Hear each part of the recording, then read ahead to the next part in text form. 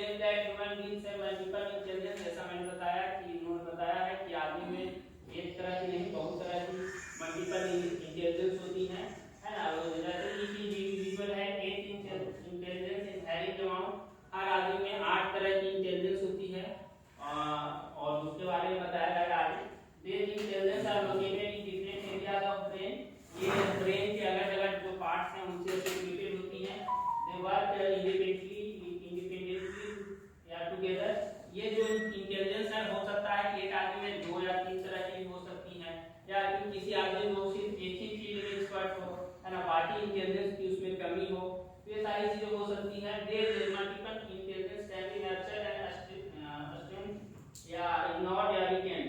तो इनको हम लोग ऐसा नहीं है कि ये बाय बर्थ ही होता है, इनको नर्चर भी किया जा सकता है और नर्चर या इसको हम लोग खुद में डेवलप भी कर सकते हैं। बहुत सारे एक्टिविटीज हैं जिसे बताया जाएगा कि किस चीज से एक्टिविटी जो इंटेलिजेंस है उसको डेवलप करने के लिए हम क्या क्या करेंगे। We can improve it.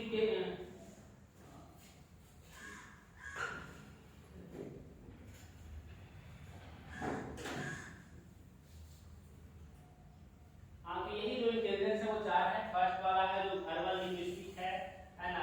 Second verbal linguistic intelligence वो है जैसे जो पोएट होते हैं, जो लैंग्वेज में जिनका लैंग्वेज सेक्शन अच्छा होता है तो माना जाएगा कि उनमें वर्बल और लिंग्विस्टिक इंटेलिजेंस अच्छा है। और विजुअल और स्पेशियल इंटेलिजेंस उन लोगों उससे रिलेटेड है। जैसे मान लीजिए कोई आर्किटेक्ट है जो अच्छी नक्शाकारी करता है, ये सब में विजुअल और स्पेशियल इंटेलिजेंस ज़्यादा रहता है। फिर लॉजिकल और मैथमेटिकल इंटेलिजेंस जो साइंस से रिलेटेड फील्ड में काम करते हैं, इन्वेंटर हैं, साइंटिस्ट हैं, ये सारे लोगों में ये जो लॉजिकल मैथमेटिकल जो है वो इंटेलिजेंस ज़्यादा होता है। जैसे कोई लॉयर है वो लॉजिक से काम लेगा तो उसमें भी माना जाएगा कि लॉजिकल और मैथमेटिकल इंटेलिजेंस है। एन अकाउंटेंट है या मैथ से रिलेटेड, साइंस से रिलेटेड, बायोलॉजी से रिलेटेड या जो भी साइंस से रिलेटेड लॉजिक वाले काम है उन लोगों में जो मैथमेटिकल और लॉजिकल इंटेलिजेंस की प्रधानता होती है। अब आ जाता है फोर्थ नंबर में म्यूजिकल और राइथमेटिक जो इंटेलिजेंस है वो जो म्यूजिक में है या जो म्यूजिक में क्या क्या होता है मैडम, जो म्यूजिक कंपोजर होते हैं, है ना, तो वो सारे इसमें इंटेलिजेंसी क्या है, म्यूजिक में क्या कैसे इंटेलिजेंसी हम लोग करेंगे? गाना गा सकता है सर। अब देखिए गाना गाएंगे तो इंटेलिजेंसी आ जाएगा। हाँ, वो इंटेलिजेंस है उसमें। जैसे आप और सपोज मैं अपना एग्जांपल देता हूँ कि मुझे मैंने ऐसा गाना गाया ही नहीं, ऐसे कहेगा कि गा नहीं पाऊंगा, तो इसका कारण है कि वो इंटेलिजेंस की भारी कमी है उसमें।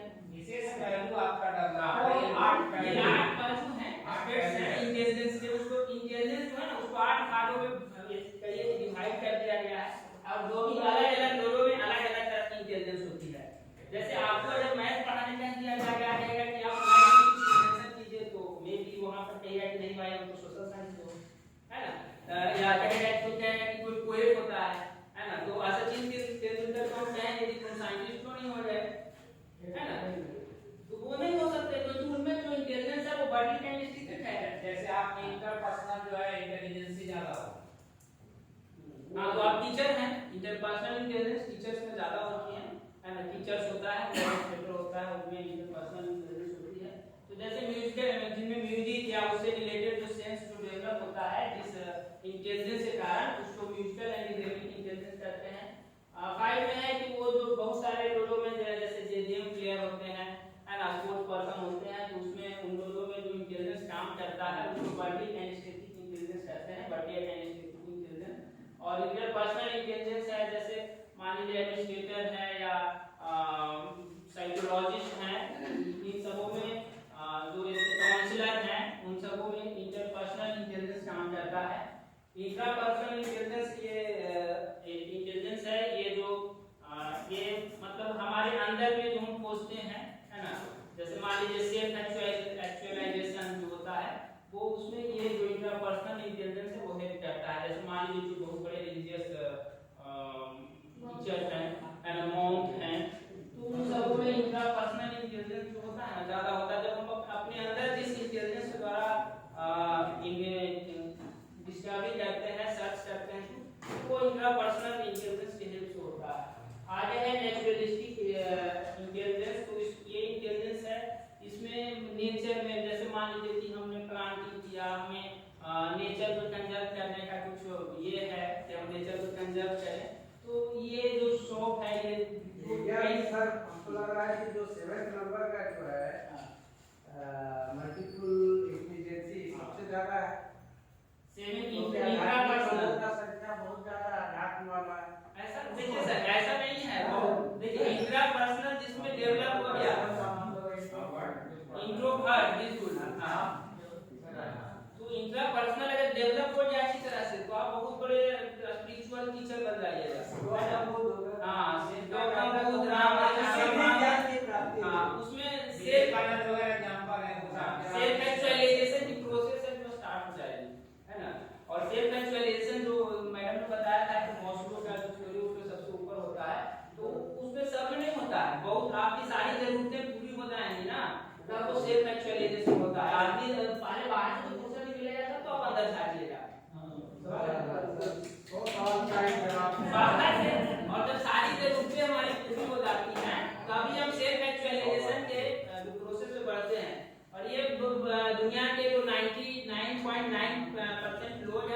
ही नहीं है, वो उस लेवल पे पहुंच नहीं पाते हैं। तो ये सबसे टॉप मोस्ट है ना यहाँ पे। और आपका जो नेचुरलिस्टिक है, तो ये तो मैंने बताया कि हम लोग नेचर को कंजर्व करते हैं, जैसे नेचर प्लांटिंग कर रहे हैं या जो भी नेचर से रिलेटेड है, कंजर्वेशन, वाटर कंजर्वेशन है ना, फॉरेस्ट कंजर्वेशन। तो ये कहीं ना कहीं ये जो नेचुरलिस्टिक इंटेलिजेंस है वो उसमें आपको हेल्प करेगा। ये 8 लोग सर मुझे किस कैटेगरी में आप रखिएगा? आपको तो सर देखिए ऐसा नहीं है, मैं ये भी बता दूं कि ऐसा नहीं है कि एक व्यक्ति में डेवलप एक ही हो, बस ये एक तरह से वेन डायग्राम की तरह ओवरलैपिंग भी होता है ना। आपने जो पहला वर्बल तो है ही, इसमें तो कोई डाउट नहीं। हां वो लिंग्विस्टिक है, इंटरपर्सनल भी आप लोग का इंटरपर्सनल पूरा है, क्योंकि आप टीचर हैं, टीचर भी हैं, लॉजिकल भी है, ये सारी चीजें तो 3-4 चीजों होंगी। अगर अब भारतीय से बात किया जाए तो उनमें बदले के ये पर्टिकुलर आप होगा है ना। जो मैथ के टीचर हैं उनमें लॉजिकल एंड मैथमेटिकल की प्रधानता ज्यादा होगी है ना। तो ये सारी चीजें हैं। साइंस के टीचर जितने हैं उनमें लॉजिकल मैथमेटिकल सारी चीजें होंगी। तो ये इसी के आधार पे बहुत सारे बताया जाएगा आपको कि कैसे इसको डेवलप करेंगे है ना, आगे के स्लाइड्स में कि कैसे इसको डेवलप करेंगे, क्या प्रोसेस है इसको हमारे अंदर डेवलप करने के लिए। और हाँ वीडियो है तो वीडियो से और सर बताएंगे ये स्लाइड बाय स्लाइड आपको उसमें भी बताया जाएगा। हाँ वीडियो है सर, यूट्यूब से कनेक्ट करना पड़ेगा उसको।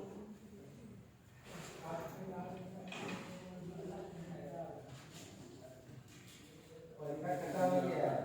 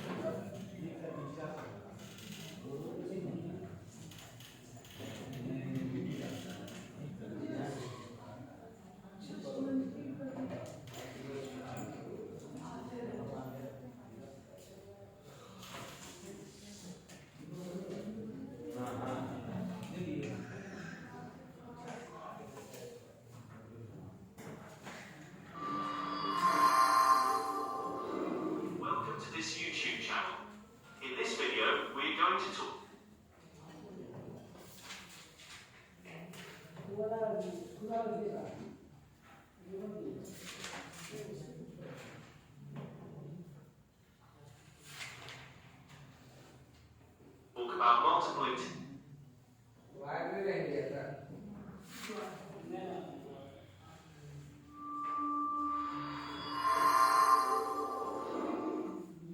Welcome to this YouTube channel. In this video, we're going to talk about multiple intelligence by Howard Gardner.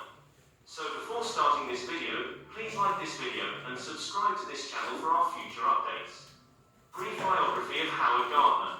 Howard Gardner was born on July 11, 1943 in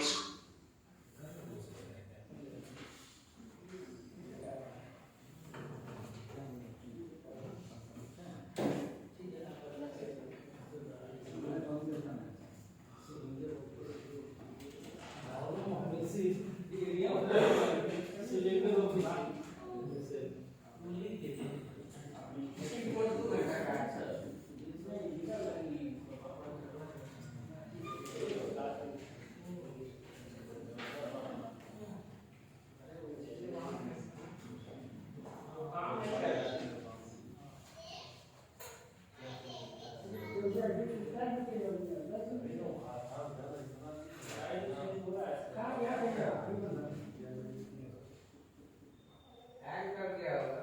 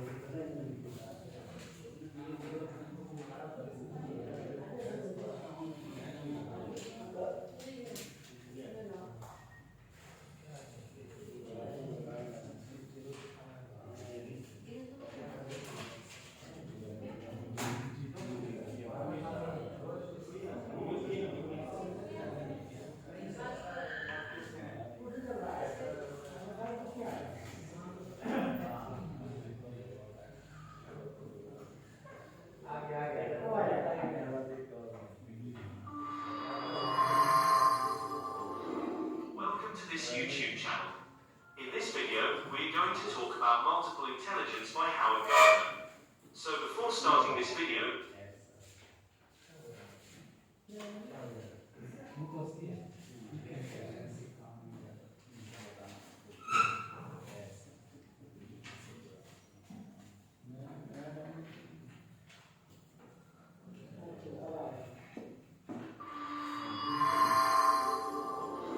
welcome to this YouTube channel.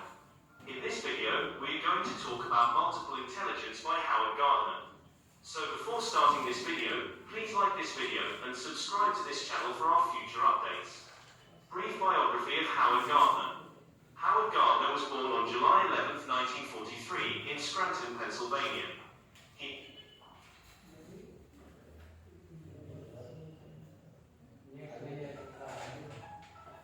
described himself as the studious child who gained much pleasure from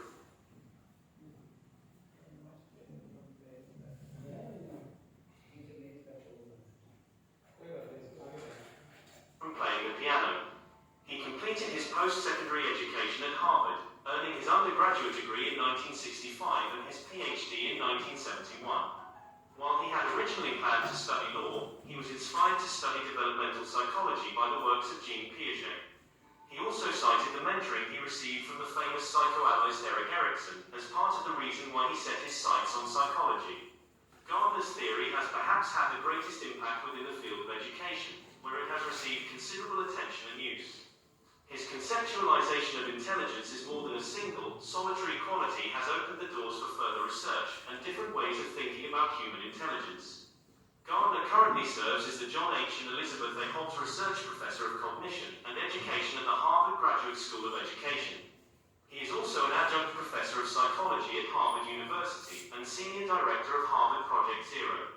Howard Gardner's Awards 1981, MacArthur Prize Fellowship 1987, William James Book Award, American Psychological Association 1990, University of Louisville Gruemeyer Award in Education 2000, John S. Guggenheim Memorial Foundation Fellowship 2011, Prince of Asturias Award in Social Sciences Selected Publications Gardner, H. 1983, 2003. Learning styles. In his 2013 book The App Generation, Gardner and co-author Katie Davis suggests that the theory of multiple intelligences has too often been conflated with the idea of learning styles. The two are not the same, Gardner explains, and uses a computer analogy to demonstrate the differences between the ideas. A word from very well Gardner's theory of multiple intelligences has had an important impact on how we think about human intelligence. Rather than simply focusing on a single measure of human cognitive ability, it can be helpful to consider all of the different mental strengths that an individual may possess. When you hear the word intelligence, the concept of IQ testing may immediately come to mind. Intelligence is often defined as our intellectual potential, something we are born with, something that can be measured, and a capacity that is difficult to change. In recent years, however, other views of intelligence have emerged. One such conception is the theory of multiple intelligences, proposed by Harvard psychologist Howard Gardner. To capture the full range of abilities and talents that people possess, Gardner theorizes that people do not have just an intellectual capacity, but have many kinds of intelligence, including musical, interpersonal, spatial, visual, and linguistic. While a person might be particularly strong in a specific area, such as musical intelligence, he or she most likely possesses a range of abilities. For example, an individual might be strong in verbal, musical, and naturalistic intelligence. Career and theories after spending time working with two very different groups, normal and gifted children and brain-damaged adults, Gardner began developing a theory designed to synthesize his research and observations. In 1983, he published Frames of Mind, which outlined his theory of multiple intelligences. He has since identified and described 8 different kinds of intelligence. Number 1. Visual spatial intelligence. People who are strong in visual spatial intelligence are good at visualizing things. These individuals are often good with directions as well as maps, charts, videos, and pictures. Characteristics. People with visual spatial intelligence. Read and write for enjoyment are good at putting puzzles together, interpret pictures, graphs, and charts well, enjoy drawing, painting, and the visual arts, recognize patterns, easily potential career choices. If you're strong in visual spatial intelligence, good career choices for you are architect, artist, engineer. Number 2. Linguistic verbal intelligence. People who are strong in linguistic verbal intelligence can use words well, both when writing and speaking. These individuals are typically very good at writing stories, memorizing information, and reading. Characteristics. People with linguistic verbal intelligence remember written and spoken information, enjoy reading and writing, debate or give persuasive speeches, can explain things well, use humor when telling stories. Potential career choices. If you're strong in linguistic verbal intelligence, good career choices for you are writer, journalist, lawyer, teacher. Number 3. Logical mathematical intelligence. People who are strong in logical mathematical intelligence are good at reasoning, recognizing patterns, and logically analyzing problems. These individuals tend to think conceptually about numbers, relationships, and patterns. Characteristics. People with logical mathematical intelligence have excellent problem-solving skills, enjoy thinking about abstract ideas, like conducting scientific experiments, can solve complex computations. Potential career choices. If you're strong in logical mathematical intelligence, good career choices for you are scientist, mathematician, computer programmer, engineer, accountant. Number 4. Bodily kinesthetic intelligence. Those who have high bodily kinesthetic intelligence are said to be good at body movement, performing actions, and physical control.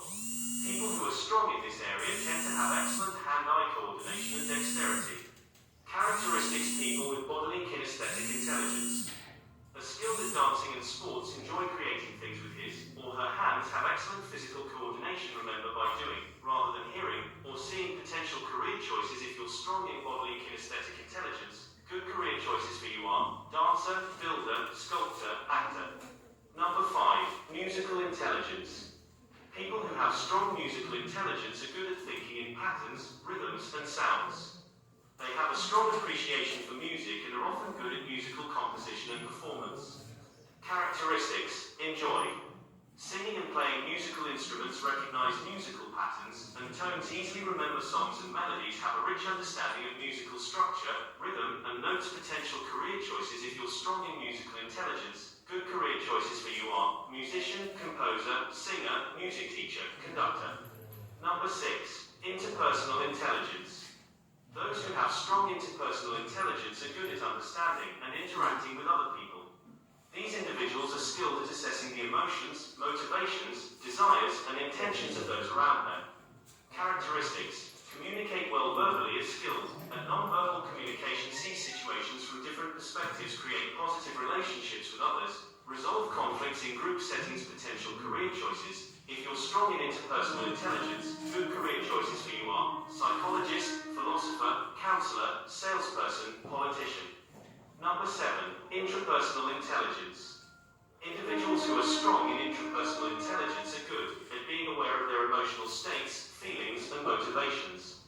They tend to enjoy self-reflection and analysis, including daydreaming, exploring relationships with others, and assessing their strengths.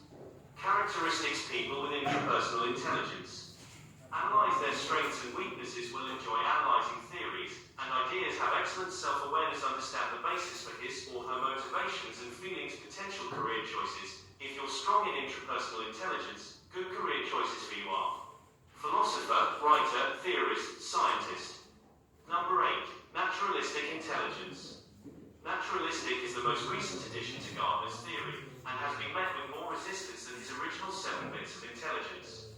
According to Gardner, are more in tune with nature, and are often interested in nurturing, exploring the environment, and learning about other species. These individuals are said to be highly aware of even subtle changes to their environments. Strengths: finding patterns and relationships to nature.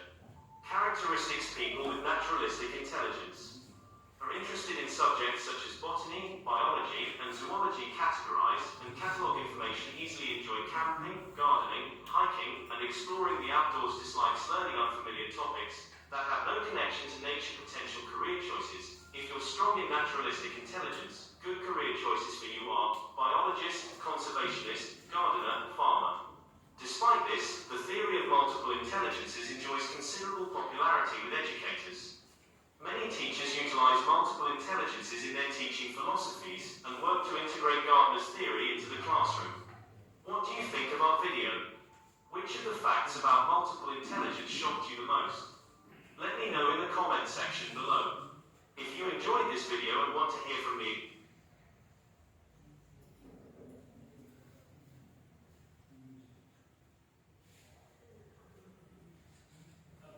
आप लोगों को linguistic intelligence के बारे में बताएं।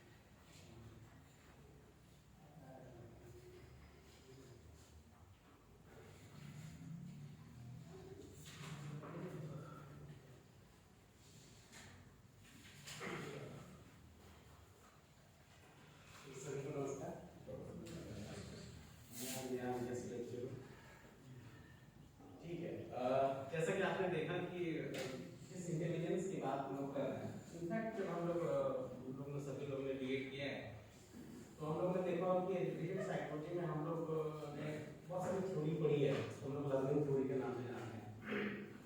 तो उसमें बहुत सारे लोग आपने स्कीनर का पढ़ा होगा, जेन पियाजे का पढ़ा होगा, ये all about this is learning.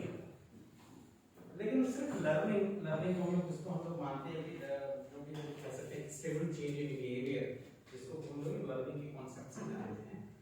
उन सब चीजों के अलावा, उस लर्निंग के अलावा भी कोई एक ऐसी चीज थी जो जिस पर बाद में साइकोलॉजिस्ट का ध्यान गया और हमें ये लगा कि या हमें ये समझ में आया कि इस लर्निंग के अलावा भी कोई एक एलिमेंट है जिसको कि हम लोग इंटेलिजेंस कह सकते हैं।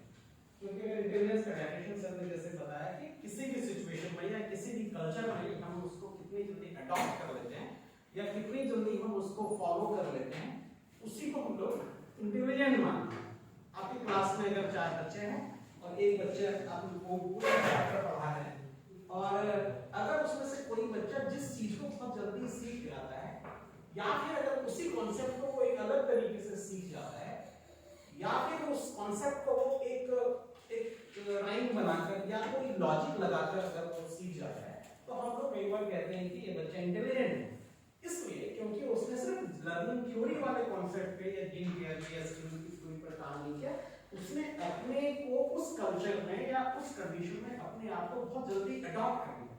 और अगर अडॉप्ट कर लिया तो हम कहते हैं कि वो इंटेलिजेंट है, वो स्मार्ट है। मान लेते कि आपका घर है, उसमें 4 बहुएं हैं और जो 4 बहुएं अलग अलग परिवार से आई हुई है और उसमें से एक कोई बहू है जो घर में आकर के सभी चीजों का वो बहुत जल्दी अडॉप्ट कर लेती है, बहुत जल्दी उसको पता है कहाँ पर धनिया रखा है, कहाँ हल्दी रखा है, वो खाना बना लेती है, किसी की पूछने की जरूरत नहीं पड़ती। अगर ऐसा है तो उसकी प्रशंसा हम लोग करते हैं या सभी लोग उसको प्रशंसा के भाव से देते हैं, इसलिए क्योंकि उसने अपने इंटेलिजेंस को यूज किया। और उस थ्योरी में जैसे कि सर वो पासवान से पूछ रहे, इनफैक्ट ये हमारे अंदर जो इंटेलिजेंस है उसका क्लासिफिकेशन क्या है, और ये लगभग सभी लोगों में सारा इंटेलिजेंस रहता है, ये डिपेंड करता है कि वो कितने परसेंटेज में है। अब जैसे मान लीजिए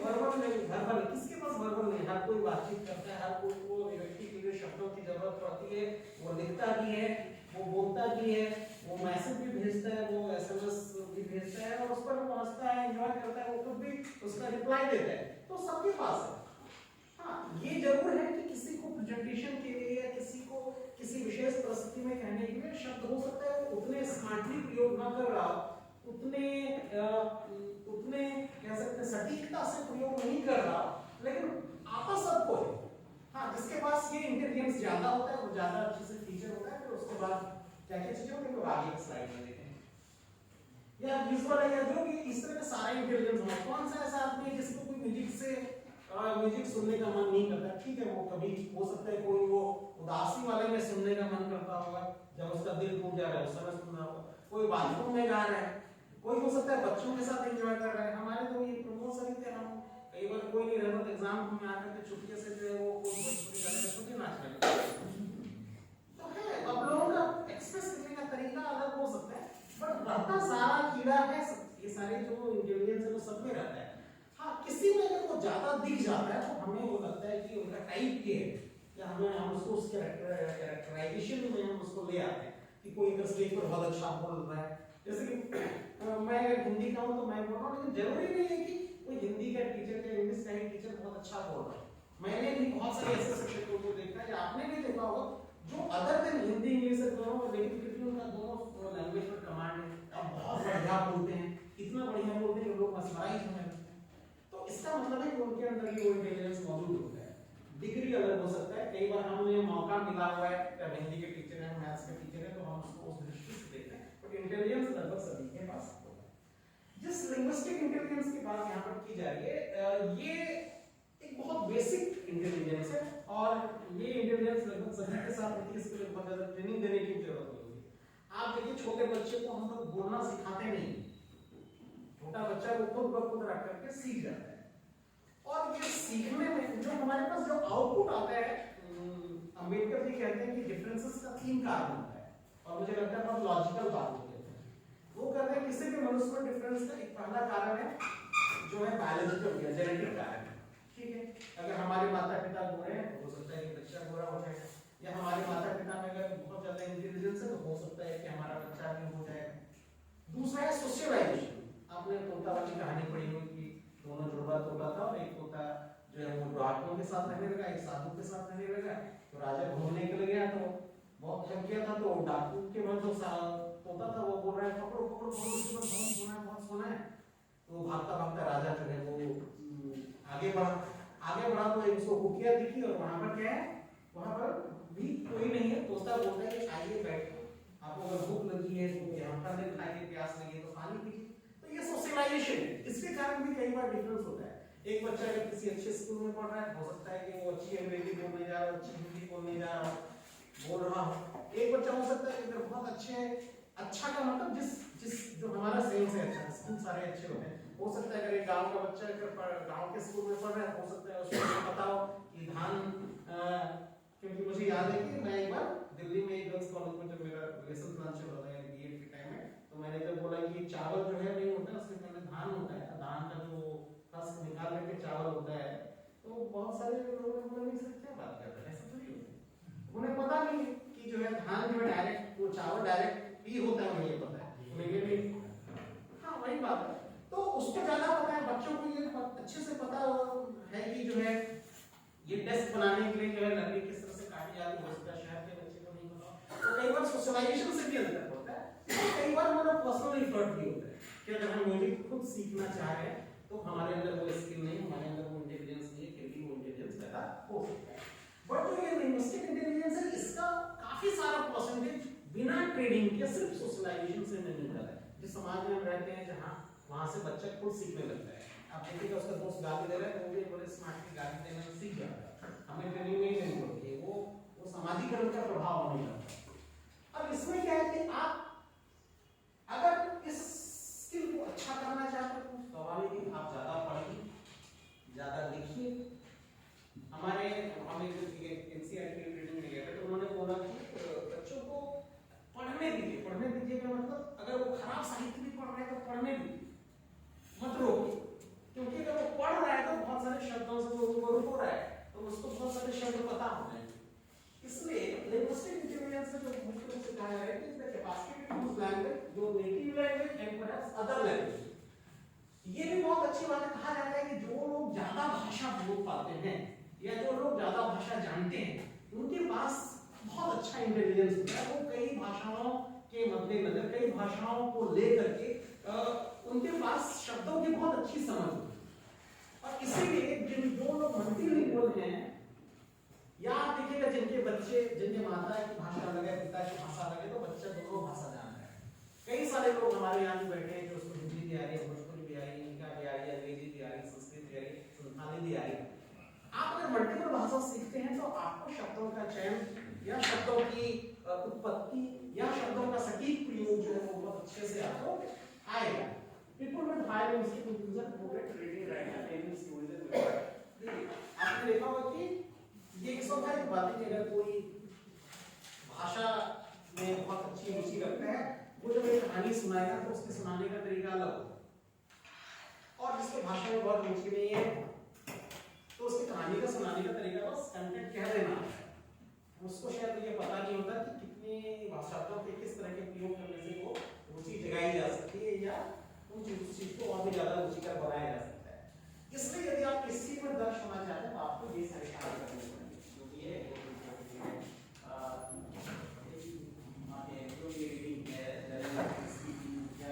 आपने देखा बहुत सारे पेरेंट्स बच्चों को अगर अंग्रेजी सीखनी है या हिंदी सीखनी है तो आपको समाचार पत्र पढ़ना चाहिए। तो पढ़ने से, लिखने से, बोलने से या बोलते हुए लोगों को सुनने से।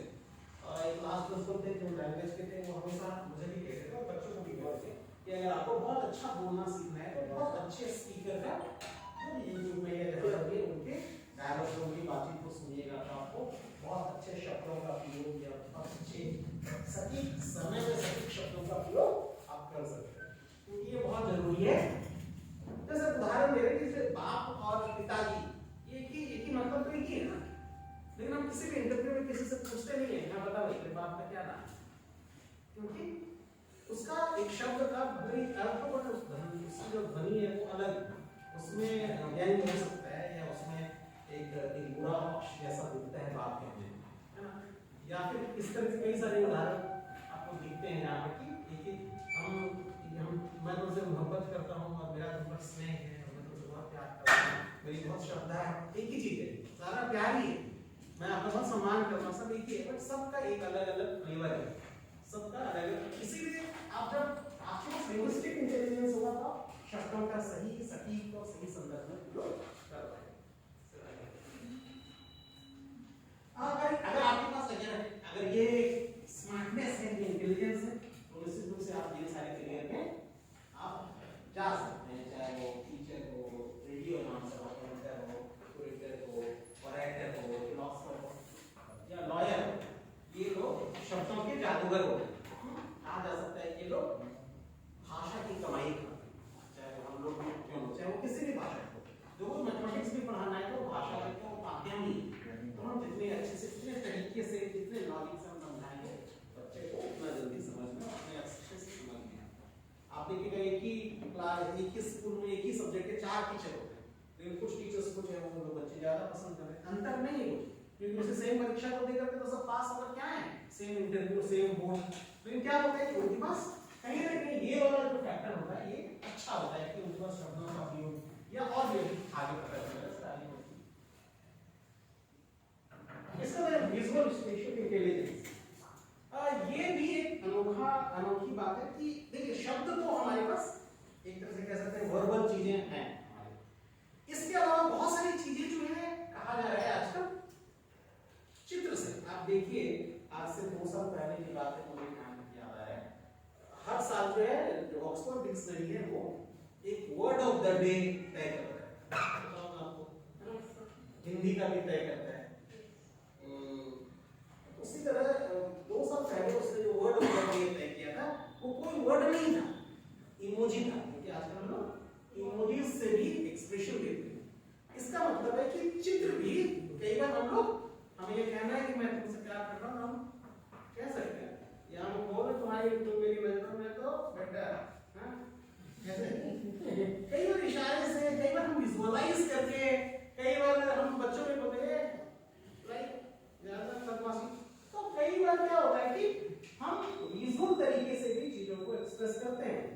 और जिस चित्र को, जिस पैटर्न को, जिस चीज को आप जितना अच्छा समझिएगा उतना अच्छी चीजों को, उतने अच्छे से हम चीजों को, संदर्भों को समझ पाएंगे। इवन बॉडी लैंग्वेज में भी आपने देखा होगा हम उस पैटर्न को समझते हैं। कई बार हम लोग लैंग्वेज में कई बार इन सारी चीजों पर बात करनी पड़ती है। अब मान लेते हैं कि मानेसर हमारे सामने है और अगर हमें उनके सामने ऐसे बात कर रहे हैं, जैसे हम बताइए, या फिर हम उनके सामने ऐसे बात कर रहे हैं, या फिर उनके सामने हम ऐसे खड़े होकर के बात कर रहे हैं, सबका मीनिंग है। हर चीज को मानिए एक हम कई बार हाँ है, अगर हम किसी से बोलते हैं हाँ बताइए, इसका मतलब है कि हम एकदम डिफेंसिव मोड में हम सुन रहे हैं, आप करेंगे पता नहीं। और अगर हम बात कर रहे हैं, जो आप देखिए जो बटन के बीच में होल, उसमें बहुत सारे लोग उंगली डाल के कर रहे हैं ऐसे। इसका मतलब है आप जो बोल रहे हैं आप एकदम बोल के सब कुछ फॉलो करने वाले हैं। कई बार होता है ना सीनियर के सामने या प्रिंसिपल के सामने, कई बार हम इस तरह का हमारा बिहेवियर हो जाता है। तो हम जिस पैटर्न को जितने अच्छे से समझ पाएंगे उतने अच्छे से हम चीजों पर रिस्पॉन्ड भी कर पाएंगे और उन चीजों को समझ करके हम अपनी रणनीति भी बना पाएंगे। इतना ही नहीं, आपको पता है कि अगर आर्किटेक्चर का हमको कोई चीज दे दी है, कुछ आप देखिएगा कि जो लोग घर बनाने वाले होते हैं उनका अगर मैप अगर दिखाइएगा तो हमें कुछ भी समझ में नहीं आता, कुछ भी नहीं।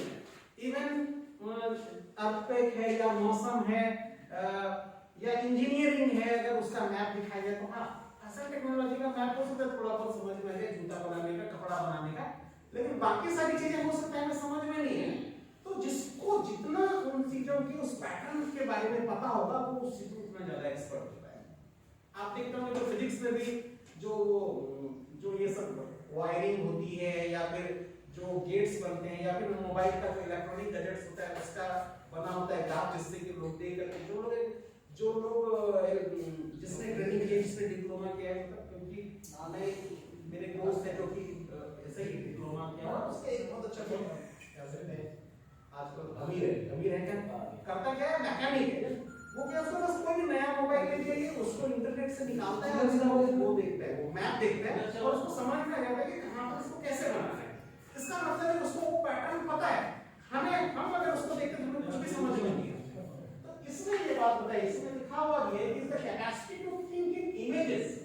अब देखिए हमारे को कोई इंस्ट्रक्शन है, हमें लिखा हुआ रहेगा कि हाँ पहले तो इस मीटिंग में अगर आना है तुम्हारा 11 बजे आपको ये काम करना है, 11:20 में छुट्टी होगी, 11:30 में ब्रेक मिलेगा, ऐसा लिखा हुआ है वर्ड में।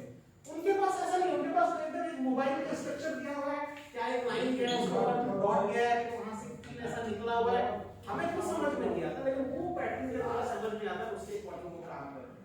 इसमें लिखा गया है कि capacity to think in images and picture to visualise accurately and abstractly. People with high visual spatial intelligence have the ability to visualize with the mind's eye. यानी कि वो देखते हैं और उस mind's eye के थ्रू उन चीजों को समझ पाते हैं। They have the potential to know that ये use the patterns of white spaces not provided. इधर नहीं चल गया।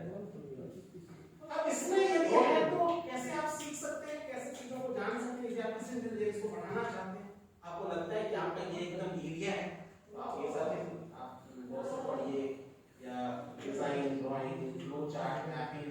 अब देखिए जब भी अब ये सारी चीजें आप देखिएगा पढ़ाई जाती है, खास करके आप देखिए जो अगर आप निफ्ट वगैरह का कोर्स भी आप देखिएगा उसमें कपड़ा बनाना, फिर नीटिंग करना या फिर जूता बनाना, बैग्स बनाना, इन सब के लिए उन सबके लिए स्पेशल डिजाइन या ड्राइंग तैयार करना पड़ता है। हर निफ्ट के बच्चे को ड्राइंग बहुत अच्छी होनी चाहिए, जो हर आर्किटेक्चर का है। अब जो आप देखिएगा कि जितने भी इंजीनियर्स हैं वो पहले प्रोटोटाइप बनाते हैं, मतलब कोई भी अगर वो कुछ नया इनोवेशन कर रहा है तो पहले उसका एक प्रोटोटाइप स्केच करते हैं, फिर प्रोटोटाइप स्केच होने के बाद उसके अकॉर्डिंग बनाते हैं और फिर जाकर के उसको मतलब फंक्शनल बनाते हैं। तो ये आपके पास होना चाहिए। इवन आपको जब प्रेजेंटेशन करना होता है, मान लीजिए आपने देखा होगा आजकल टेलीविजन पर बहुत सारा प्रोग्राम आ रहा है जिसमें कि बिजनेस आइडिया को लेकर के वो आते हैं और फिर जो 3-4 बैठे होते हैं कॉर्पोरेट वाले, अगर वो बिजनेस आइडिया बहुत अच्छा लगता है तो उसको बोलते हैं कि हम तुम्हारे में इन्वेस्ट करेंगे और उनको जो भी 1 करोड़ 2 करोड़ 10 लाख जो भी हो उसके अकॉर्डिंग, तो ये सारा उनको बनाना पड़ता है। हाँ हम इस तरह से करेंगे, इस तरह का फ्लो चार्ट बनाना पड़ता है, दिखाना पड़ता है और उनको वो चीजें समझ में नहीं आती। अब इसका करियर क्या है? एडवर्टाइजिंग आर्किटेक्ट, ईयर फाइनल आप ये देख रहे हैं। एडवर्टाइजिंग में मुझे लगता है बहुत सारे कम लोगों को मालूम होगा, इसलिए मैं इसके बारे में एक बात बताना चाहता हूँ। जो एडवर्टाइजिंग करियर है, खास करके जिन लोगों के पास दोनों अभी तक जो हम लोगों ने पढ़ा, यानी वर्बल और जो स्पेशल बोल रहे हैं, यानी कि जिसको हम पिक्चर में दिखा सकते हैं, पैटर्न में दिखा सकते हैं, और हमारे पास यदि लैंग्वेज वाली क्रिएटिविटी है तो हम उससे बहुत ज्यादा पैसा कमा सकते हैं। आपको तो पता होगा या नहीं होगा, किसी भी कंपनी के एडवर्टाइजमेंट मैनेजर को बहुत ज्यादा सैलरी मिलती है, उनको अलग से गाड़ी बंगला मिलता है, और वो जिस भी होटल में जाते हैं वहां पर उनका पहले से ही प्रीपेड रहता है, यानी आप खाइए एकदम मस्ती से और जो है नहीं। इवन उनको सैलरी के अलावा हर एडवर्टाइजमेंट पे जितनी बार प्रयोग होता है उसके अकॉर्डिंग उनको रॉयल्टी मिलती है। इसलिए यदि आपके पास ये इंटेलिजेंस है तो आप इस एरिया में भी आप अपने आप को आजमा सकते हैं। काफी सारी चीजें आपके पास जानी पहचानी। म्यूजिकल इंटेलिजेंस, ये म्यूजिकल इंटेलिजेंस है, आप देखिए ये इंटेलिजेंस है ना, वो जीवन में एकदम से बहुत अच्छा और बहुत मजेदार परिवर्तन करता है, क्योंकि जीवन में म्यूजिकल इंस्ट्रूमेंट, म्यूजिकल का मतलब यही नहीं कि सिर्फ गाना ही गाना।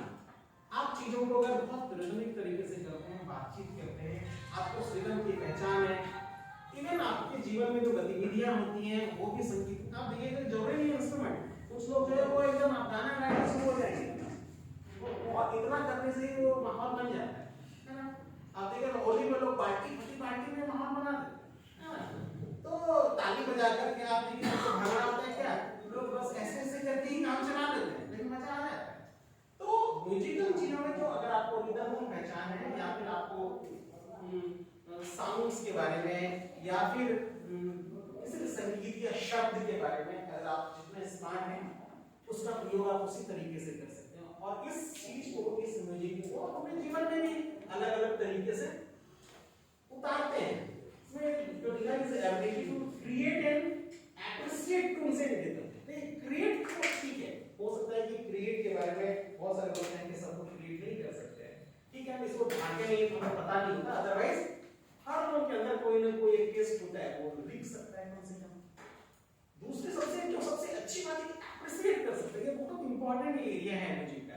अगर म्यूजिक या कला में अगर एप्रिशिएशन नहीं हो तो फिर कला का कोई मतलब नहीं रहता। और नहीं कलाकार, आप देखिए जितने भी कलाकार आते हैं वो कहते हैं पैसा नहीं चाहिए, इज्जत चाहिए, क्योंकि इज्जत का मतलब क्या है, एप्रिशिएशन चाहिए। तो ये एप्रिशिएशन बहुत जरूरी है, और ये आपको एप्रिशिएट करना, इसका मतलब आपको वो टेस्ट आता है। एप्रिशिएट हम तभी करते हैं जब हमको अच्छा लगता है, जब मजा आता है, तो इसका मतलब है कि वो टेस्ट डेवलप होना चाहिए। आपने वो पढ़ा होगा, लेसन प्लान जब बनाते हैं तो कविता कहानी वाले अक्सर लिखते हैं कि हमारा एक बोर्ड होता है, ऑब्जेक्टिव लिखते हैं शुरू में कि बच्चे आनंद ले सकेंगे। ये आनंद दे सकेंगे या ले सकेंगे, इसका मतलब है कि आपको कविता, अगर नानी लक्ष्मी की आप कविता पढ़ा रहे हैं तो आपको उस रस में पढ़ना पड़ेगा, तब जो है आपको आनंद दिला पाएंगे। और ये जब दिला पा रहे हैं, उस लय में पढ़ रहे हैं, उस भाव के साथ पढ़ रहे हैं, तब जाकर के आपको, तब इसका मतलब होगा आपके अंदर वो जो म्यूजिकल इंटेलिजेंस है वो है। So musically intelligent people are able to distinguish the sound around and can make their own melody. इन आसपास की चीजों से जोड़ करके भी वो अपने अंदर संगीत पैदा कर सकते हैं, वो जो मधुरता है वो माधुरी पैदा कर सकते हैं, ठीक है।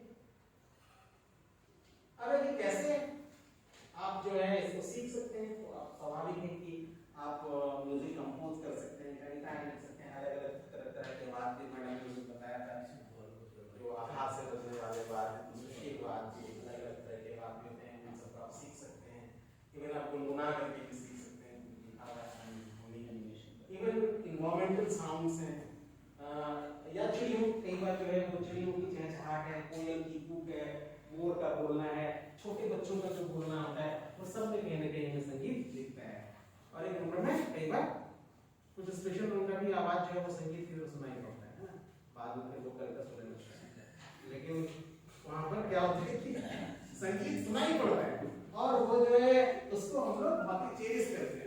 इसलिए यहाँ पर लिखा हुआ आपके अराउंड जो संगीत चीजें हैं उसको भी जो है आप उसको भी आप संगीत में बदल सकते हैं, संगीत की तरह जो है एंजॉय कर सकते हैं। अब इसमें क्या क्या करियर है, आप भी सॉन्ग राइटर है, परफॉर्मिंग म्यूजिशियन है, पियानो सिंगर, या फिर फिल्म इंस्ट्रूमेंट जॉकी है ना, नीचे वाले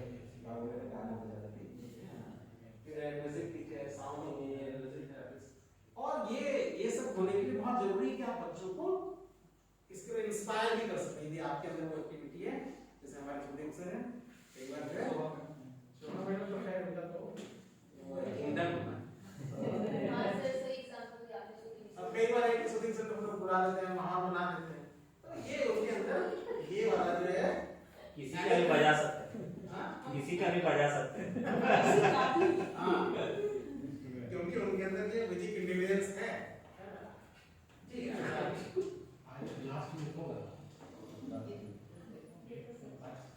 अब ये इंटरपर्सनल इंटेलिजेंस और इंट्रापर्सनल,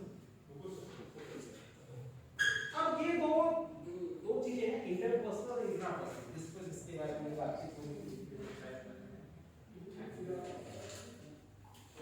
देखिए ये चीज हम लोग कम्युनिकेशन में भी पढ़े हैं, हम लोग जानते हैं कि कई बार जिस पर अभी आप लोग बातचीत कर रहे थे इनफैक्ट वो दैट इज नॉट रिलेशनशिप, उसके बारे में हम लोग कम्युनिकेशन के बारे में बात कर रहे हैं।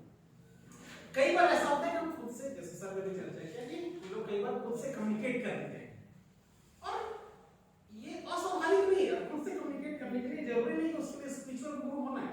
अरे हम 90% टाइम में खुद से ही बात करते हैं। अगर आपको कोई क्वेश्चन मेरे से पूछना है तो पहले आप खुद से बातचीत करें, पूछे कि नहीं दोनों छोड़ देते हैं बाद में पूछो। अब तो कर रहे हैं खुद से बातचीत, किसी भी घटना को अंजाम देने के लिए, किसी भी चीज को कहने के लिए आपसे पत्नी पूछ रही है कि कहाँ बनाया है खाने में, वो पूछने के पहले खुद से बातचीत करें। आप ये बोलने के लिए कि हाँ आज गोभी पराठा बना दो कि पहले आप एक बार बातचीत कर लें, बोलने के लिए बोलने तो बनाएंगे कि नहीं बनाएंगे, वो वाला पहले चल रहा होता है ना। तो हम खुद से बात कर रहे होते हैं। इवन जब हम स्ट्रेस में होते हैं तब भी बात करते हैं, गुस्से में होते हैं तब भी बात करते हैं कि अच्छा बेटा तुमने मेरे को चुनौती दी है, हम बात कर रहे हैं, प्लान बना रहे हैं।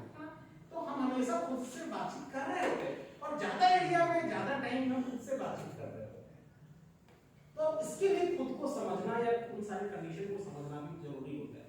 जिसकी बात हम लोग स्पिरिचुअल की बात कर रहे थे वो है कि खुद से कम्युनिकेट वाली बात की, और वो एक लेवल है अलग अलग कि जब हम खुद के अंदर बहुत लंबे समय तक लगातार बातचीत करने लगते हैं तो एक स्पिरिचुअल लेवल अलग होने लगता है।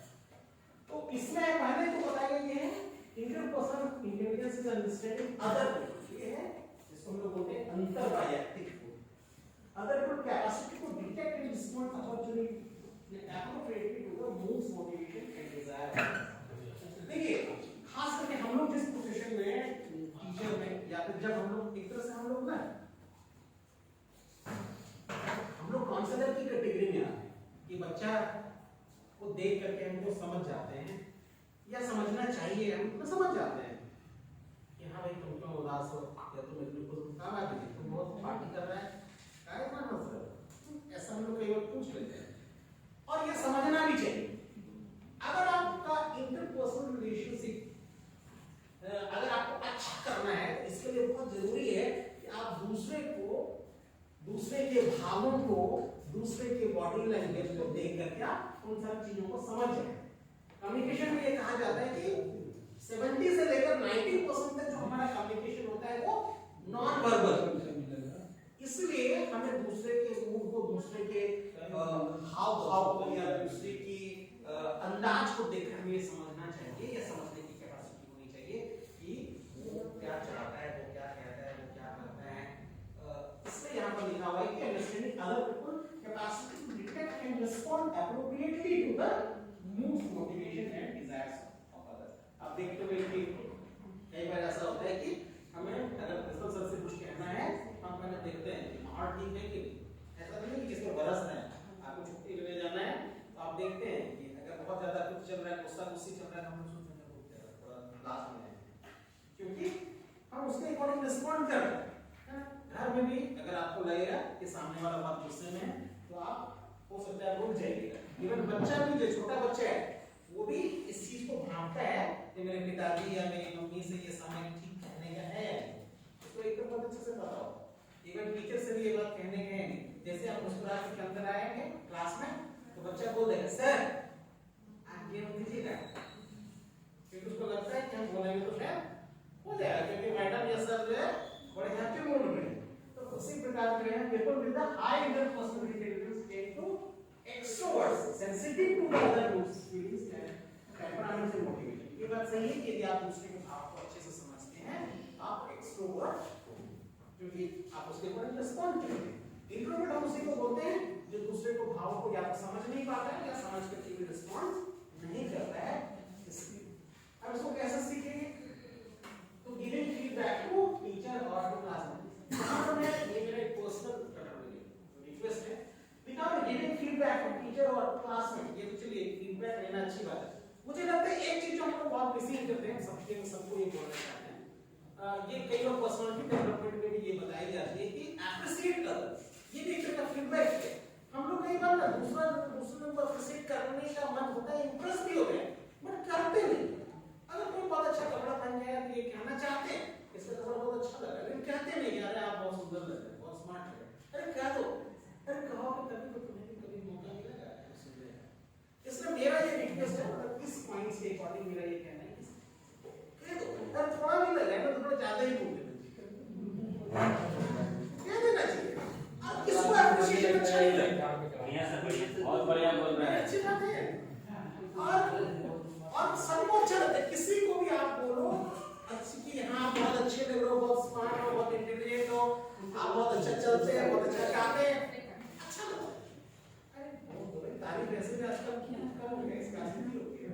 इसलिए मुझे लगता है कि क्या देना चाहिए, और ऐसा करने से क्या होता है, giving feedback to the teacher और क्लासमेट्स, अंडरस्टैंडिंग अदर्स फीलिंग्स, मतलब अगर आप दूसरे के भाव को समझते हैं तो ये क्या होता है एलिमेंट है। हर आपके पास अगर समस्या होगी ना, आप खुद में एनालाइज करके देखिए, आपको कोई प्रॉब्लम हो रहा है तो आप किसी के पास तो जाते ही हैं ना, किसके पास जाते हैं? जिसके पास भी जाते होंगे, क्योंकि आपको लगता है कि वो आपकी भावनाओं को ठीक समझेगा।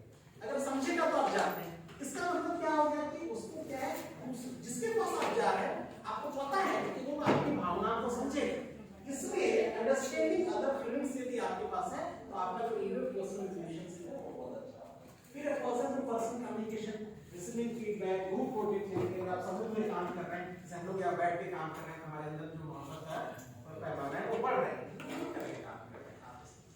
फिर teaching someone else something new, learning from the some outside of school, यानी कि अगर हम कुछ बाहर से चीजें सीखते हैं, अदर पॉइंट्स यानी दूसरे का पॉइंट ऑफ व्यू भी जानना चाहिए। Creating group tools, acting in a play और सिमुलेशन, कभी ऐसा होता है हम जिस कॉलेज में थे, सर मैडम को भी मालूम होगा, हम लोग जिस कॉलेज में थे, वहां पर जो लास्ट डे होता था जब हम लोग जाने वाले होते थे, वो सारे टीचर्स मिल करके वो नाटक करते थे, वो या फिर टीचर्स डे में वो लोग करते थे ड्रामा, मतलब हमारी सीनियर टीचर को हाफ पैंट पहन करके और वो मतलब बड़ी मैडम जींस टॉप पहन करके, वो अच्छा लगता था, मतलब उनको भी अच्छा लगता था, हमें तो लगता ही लगता था। इसमें जो है वो इस तरह की भी चीजें करने से आपस में बहुत कोऑर्डिनेशन होता है।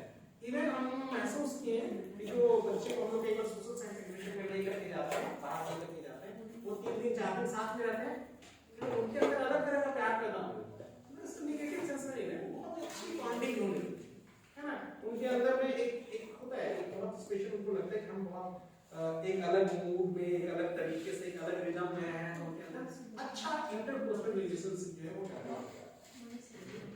फिर आगे बढ़ते हैं करियर में कि आप स्वाभाविक है, जब दूसरों से कनेक्ट होने वाली बात है तो इसके लिए जो भी एंथ्रोपोलॉजिस्ट है, एडमिनिस्ट्रेटर है या डायरेक्टर है, पॉलिटिशियन, दूसरों का साइकोलॉजिस्ट है, इवन जो काउंसलर है, स्कूल टीचर, प्रिंसिपल, ये सब जो है टीचर कॉमन आ रहा है सब में।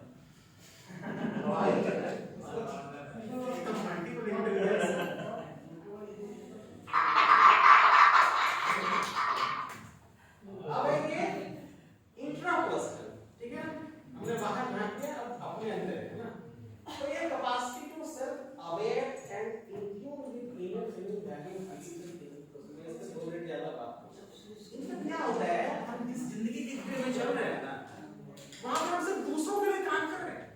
आप मैं इसको एग्जांपल दे रहा हूं, ध्यान दीजिए, हमारे पास एक बहुत अच्छा क्रॉकरी सेट है ना, इधर रखने सजा कर रखा है, जब दूसरे लोग आते हैं हमारे ना बाहर वाले, तब हम क्रॉकरी सेट निकाल करके देते हैं पीने, और हम पी रहे हैं उस क्रॉकरी में, इसका डंडी टूटा हुआ है। इसका मतलब क्या है, इसका मतलब है हम दूसरों को तो वैल्यू दे रहे हैं, खुद को नहीं दे रहे, ये अन्याय है, कमा रहे हैं हम, क्रॉकरी भी खरीद के लाए हैं हम, आप पिला रहे हैं सिर्फ उसी को जो एक दिन के लिए आया और ये कहते कि है चाय ठीक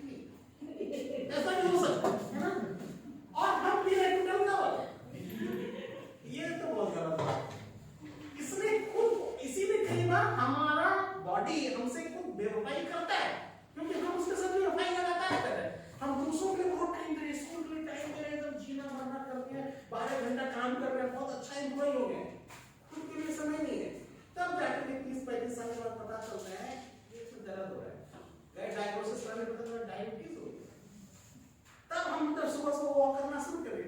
अरे भाई मेरे कहने का मतलब खुद का भी सुनना चाहिए। कई बार हमारा शरीर कहता है, अमिताभ बच्चन का एक इंटरव्यू में देख रहा था, उन्होंने कहा था कि बॉडी हमेशा कहती है, हम सुनते नहीं है, और जो कहती है यदि रिस्पॉन्ड आप कीजिएगा तो आपको बीमारी नहीं होगी या आपको तकलीफ नहीं होगी। इवन स्ट्रेस बहुत ज्यादा होता है तो भी वो कहता है, हमारे बॉडी में जितना भी प्रॉब्लम होता है वो कह रहा होता है, बुखार है वो कह रहा है कि कहीं प्रॉब्लम है, अगर यहाँ पर दर्द हो रहा है वो लक्षण बता रहा है कि आपको कुछ मेजर होने वाला है।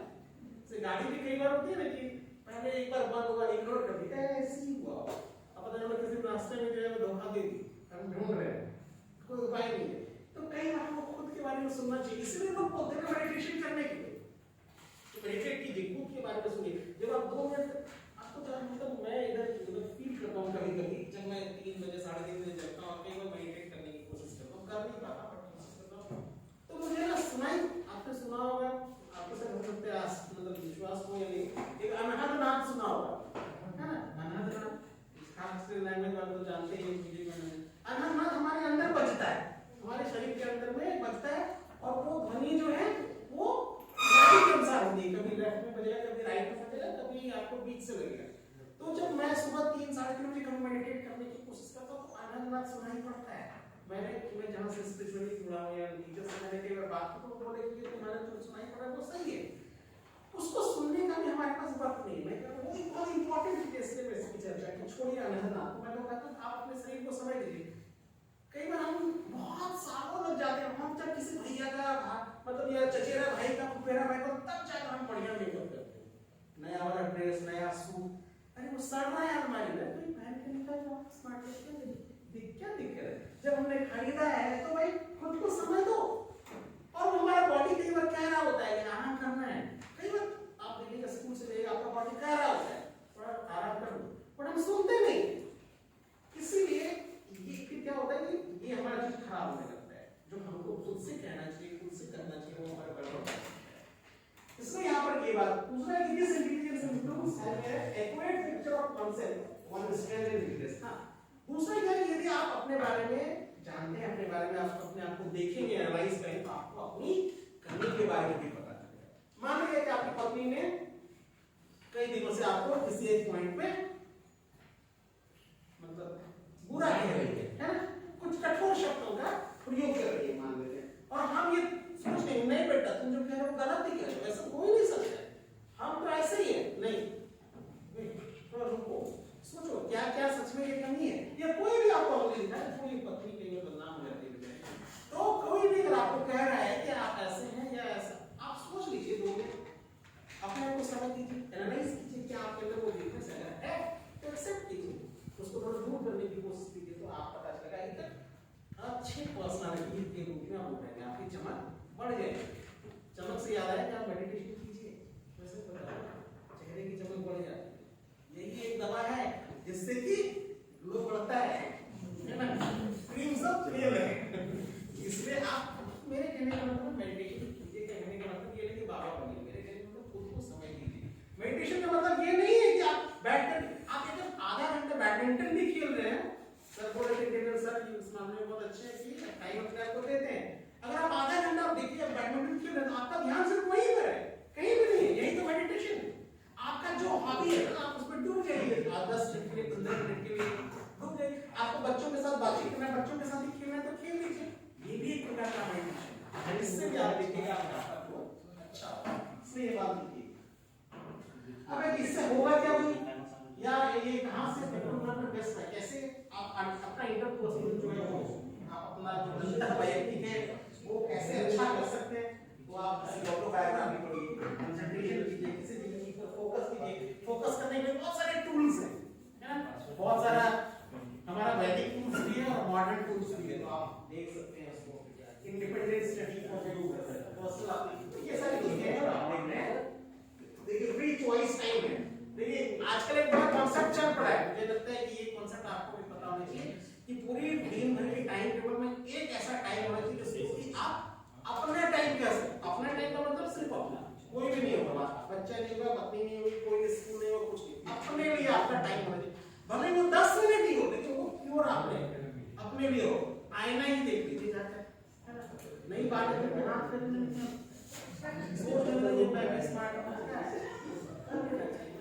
अरे खुद को भी अप्रिशिएट करना चाहिए। अगर कोई वैसे भी कोई नहीं कर रहा है तो मैं शिकायत करेगा, हम लोग अप्रिशिएट नहीं करते एक दूसरे को, नहीं कर रहे हैं तो खुद से कर लीजिए।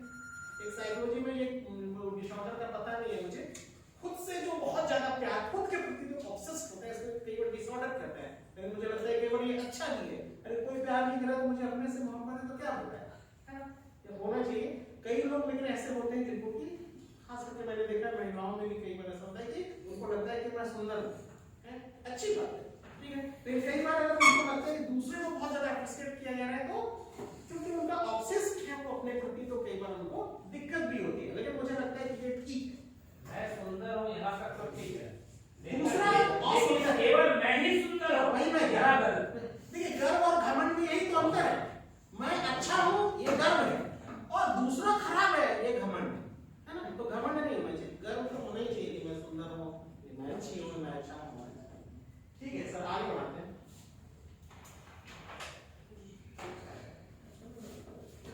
हम इसमें क्या क्या करियर, ठीक है, आप बहुत अच्छा फिलोसफर बन सकते हैं, बहुत अच्छा एस्ट्रोनॉमर बन सकते हैं, आप बहुत अच्छे काउंसलर हो सकते हैं, साइकोलॉजी के टीचर हो सकते हैं, या रिसर्चर हो सकते हैं, स्पिरिचुअल काउंसलर हो सकते हैं। आप अपने अंदर उन सारी चीजों को देख सकते हैं।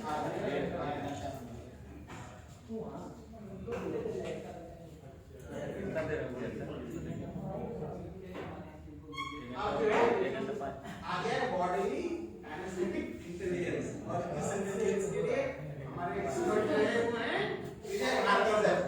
भारती सर आप थैंक यू बोल दीजिए जल्दी से। बहुत बढ़िया।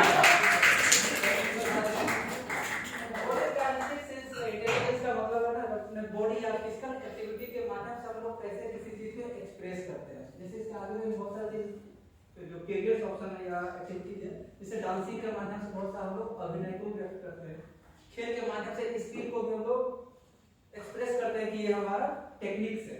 बहुत सारे जैसे जिम्नास्टिक रोल करता है, कवर रोल करने के माध्यम से वो अपने स्किल्स को परफॉर्म करके अपना इंटेलिजेंस को शो करता है और उसके मार्किंग उसी बेस पर होती है।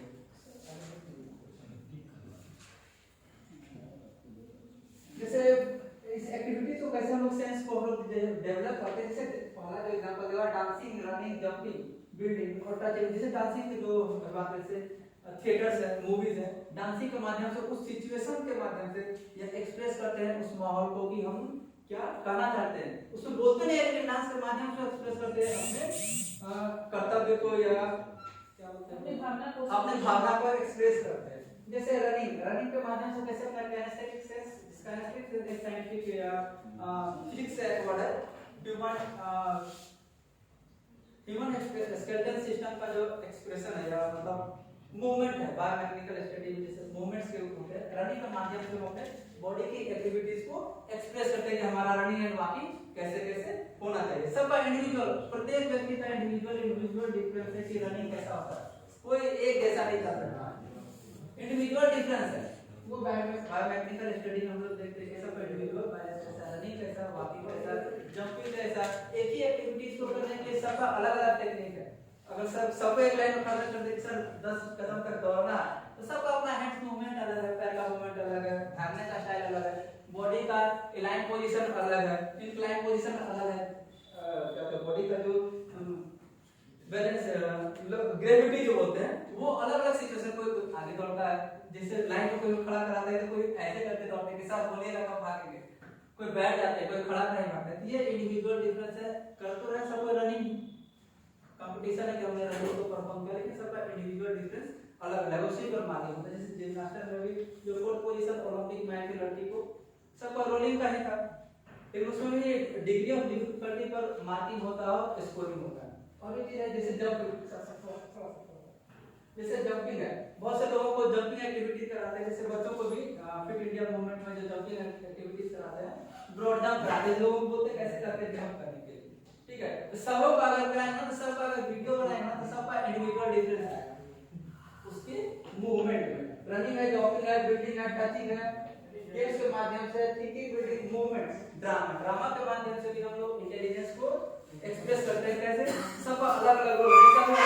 जैसे 3 एक्टर आए हुए, इस परफॉर्मेंस को करने के लिए 3 एक्टर थे, पहले थे मुकुल सर, रवि सर और तीसरा एक्टर। तो सबका टॉपिक वही है, मटेरियल लेवल से मतलब बताने का तरीका या एक्सप्रेस करने का तरीका ड्रामा है, मतलब डिलीवर करने का तरीका है। ड्रामा के माध्यम से, बॉडी लैंग्वेज के माध्यम से लोग इंफॉर्मेशन को डिलीवर करते हैं।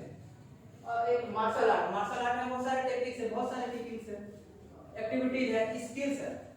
जैसे सर का सारे लोग अगर क्रिकेट की बात करें, सब लोग क्रिकेट देखते होंगे, सुनते भी होंगे। सचिन का एक टेक्निक, सचिन ने ऐसे मारा, टेक्निक वही है, लेकिन इंडिविजुअल डिफरेंस है कि उसी टेक्निक को अलग अलग तरीके से लोग परफॉर्मेंस करते हैं। बेस्ट लर्निंग कैरियर जो काइनेस्थेटिक सेंस का जो जिसमें ज्यादा रो देखने को मिलता है या बहुत ज्यादा मात्राएं देखने को मिलती है, तो वो किस क्षेत्र में अपना कैरियर को बना सकते हैं। जैसे एक्टर जो अच्छा अभिनय कर सकते हैं, वो एक्टर के रूप में जाते हैं। एथलीट अच्छा, अगर फिजिकल एक्टिविटी अच्छा है, मूवमेंट अच्छा है, कोऑर्डिनेशन अच्छा है, बैलेंसिंग अच्छा है, रिदम अच्छा है, वो अच्छा एथलीट हो सकता है। बॉडी स्ट्रक्चर सेंटर के अकॉर्डिंग जो 3 टाइप से डिफाइन किया हुआ है, एप्रोक्सीमेटली बॉडी स्ट्रक्चर है, वो एथलेटिक्स के कैरियर में भी, एथलेटिक्स के क्षेत्र में भी अपना कैरियर बना सकता है। एथलीट मतलब स्पोर्ट्स के क्षेत्र में। इसके बाद है कारपेंटर, अच्छा एक पेंटिंग कर सकता है, मूवमेंट अच्छा है, कोऑर्डिनेशन अच्छा है। तो कोरियोग्राफर से वो एक्टर से रिलेटेड है। कोरियोग्राफर जो एक्टिंग के माध्यम से किसी चीज को परफॉर्मेंस कराता है, डांसिंग के माध्यम से, जैसे वो बताता है, वो खुद नहीं करता, किसी से वो अभिनय करवाता है, कोरियोग्राफी या सिचुएशन को उस तरह से वो क्रिएट करता है, और जिसको हम लोग मूवमेंट के माध्यम से एक्सप्रेस करते हैं। इसके बाद हम क्राफ्टमैन आर्ट एंड क्राफ्ट तो उसमें अपना कैरियर बना सकते हैं, क्योंकि उसमें अपना विजुअल, अपना थिंकिंग होता है। तो सब फिजिकल एबिलिटी का तो कुछ बात सब क्राफ्ट वाला, जैसे craft art and craft and coordination है सर। देखिए सर, एक एग्जांपल देते हैं ना, अगर किसी को सर्किल में पेंटिंग, जैसे ये इसमें अगर पेंटिंग करने के लिए ना, तो किसी का पेंटिंग का टेक्निक में बहुत है, इसने बहुत बढ़िया पेंटिंग किया, कोई थोड़ा सा इसका लाइन से रेड कलर इसमें मिक्स हो गया, येलो कलर इसमें मिक्स हो गया, किसी का बहुत परफेक्शन अच्छा हुआ कि रेड इसी में और ग्रीन इसी में, ये परफेक्शन। ये तो आई हैंड कोऑर्डिनेशन होता है। Eye hand coordination neuro muscular coordination भी बोलते हैं कहीं ना कहीं टेक्निकल वर्ड में। आई हैंड कोऑर्डिनेशन भी डांसर अभिनय के रूप में कर सकते हैं। पुलिस ऑफिसर अच्छा, फिटनेस अच्छा, एथलीट का जो रोल है वो पुलिस ऑफिसर या फिजिकल एक्टिविटी जिसकी अच्छी होती है वो इस क्षेत्र में लोग जाते हैं। सर्जन, और सर्जन तो बोलिएगा कि कैसे कोऑर्डिनेट करेंगे, वही है sir, coordination, concentration, perfection. Surgeon का काम है चिल पार्ट करके जो भी ऑपरेशन होता है, बहुत से सारे लोग सर्जन होते हैं, लेकिन इन्हीं का परफेक्शन और डिग्री क्या बोलते हैं, एरर बहुत कम। जैसे कुछ स्टडी होता है ना, उसमें एरर होता है, एरर जिसमें कम होता है वो अच्छा सर्जन बन जाता है। जैसे काटने का वो भी तो ऑपरेशन वाला चीज है।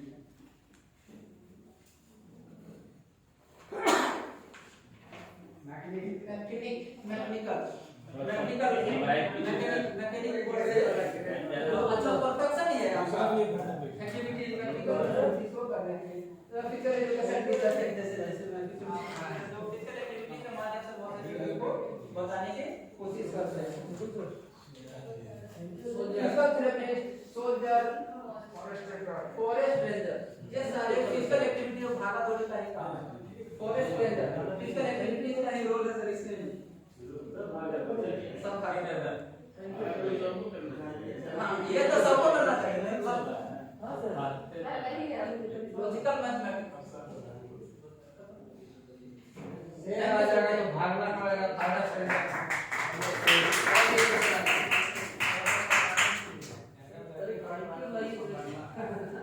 देखिए सर, ये जो थैंक यू भारती सर, ये जो लॉजिकल मैथमेटिकल बिजनेस है इसके बारे में हम लोग जानते हैं। ये मैथमेटिक्स एरिया से डील करता है, रेशनल नंबर और लॉजिक के बारे में जानेंगे। ये दो इसमें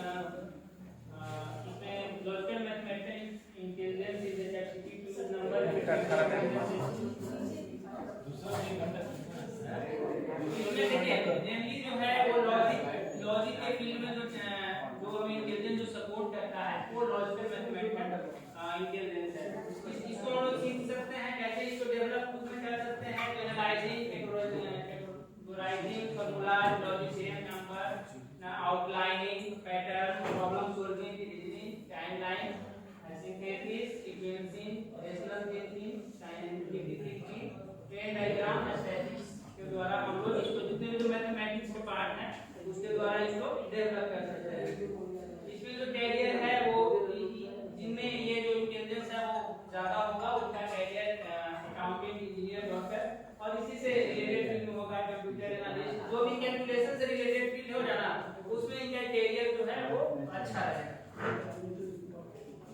आगे है नेक्स्ट है नेचुरलिस्टिक इंटेलिजेंस। जैसा मैंने पहले बताया था ये इंटेलिजेंस जो है हमें नेचर कंजर्वेशन से ज्यादा डेवलप करता है, हमको ये उस फील्ड में ले जाता है जहाँ पे हम लोग नेचर कंजर्वेशन के लिए काम करते हैं। जैसे फार्मर, गार्डनर है ना, जो होते हैं कंजर्वेशनिस्ट होते हैं, वो सब में इन सब जो नेचुरलिस्टिक जो इंटेलिजेंस है वो ज्यादा होता है। तो ये इसका कैरियर जो आप देख सकते हैं naturalistic, farmer, gardener, environmentalist, biologist, environmental activist, anthropologist and geologist। तो ये जो कैरियर है वो इसे रिलेटेड है। अब हमें लास्ट में जानना है कि qualities of an effective multiple intelligence teacher. तो देखिए इसमें कुछ क्वालिटीज हैं। तो देखिए पहला है कि कम्युनिकेटिव, हम लोग जानते हैं बातचीत करने में वो अच्छा होना चाहिए। दूसरा है कम्युनिकेट, अपना जो भी प्रोफेसर है उसके प्रति कमिट होना चाहिए, डिवोशन होना चाहिए। कम होता है कि उसको अपने जो भी फील्ड है उसके प्रति काइंड और सेंसिटिव होना है। आगे एक का मतलब तो जानते हैं कि कुछ नया करने की क्षमता। तो और डिपेंडेबल एंड इथिकल मींस होता है कि उसमें मोरल वैल्यू भी होनी चाहिए। फ्लेक्सिबल, जो रूल्स को लेकर फ्लेक्सिबल हो। एंड नॉलेजेबल मींस उसको नॉलेज होना चाहिए, जो भी जिस फील्ड में वो काम कर रहे हैं उसका नॉलेज होना चाहिए। और मोटिवेशनल का मतलब है कि वो अपने जो बच्चों को हम लोग मोटिवेट कर पाए। ऑर्गेनाइज मतलब उनमें ऑर्गेनाइजिंग कैपेसिटी होनी चाहिए, प्लानिंग कैपेसिटी होनी चाहिए टीचर में। पॉजिटिव रहना चाहिए सिचुएशन के प्रति, उसके डीलिंग के प्रति पॉजिटिव होना चाहिए। पेशेंस मींस उनको पेशेंस होना चाहिए कि कोई काम अगर हार्ड वर्क मिला है तो ये नहीं कि हम नहीं कर पाएंगे, है ना, हमें वेट करना है रिजल्ट आने तक। आगे पर्सनेबल मींस गुड लुकिंग होता है, पर्सनेबल मींस होता है गुड लुकिंग, उनका जो लुकिंग होना चाहिए वो अच्छा होना चाहिए, दिखने में ठीक ठाक होना चाहिए और उन्हें ऐसा रहना भी है कि वो दिखने में ठीक ठाक रहे। रिसोर्सफुल मींस कि उनको खुद को ऐसा बनाना है कि वो एक रिसोर्स की तरह रहें और जो भी रिसोर्स है उसका यूज कर सकें इजीली। सेंस ऑफ ह्यूमर होता है कि किसी चीज में से हंसी को निकालना, जर्नलिस्ट को बोलते हैं कि सेंस ऑफ ह्यूमर अच्छा। इसके साथ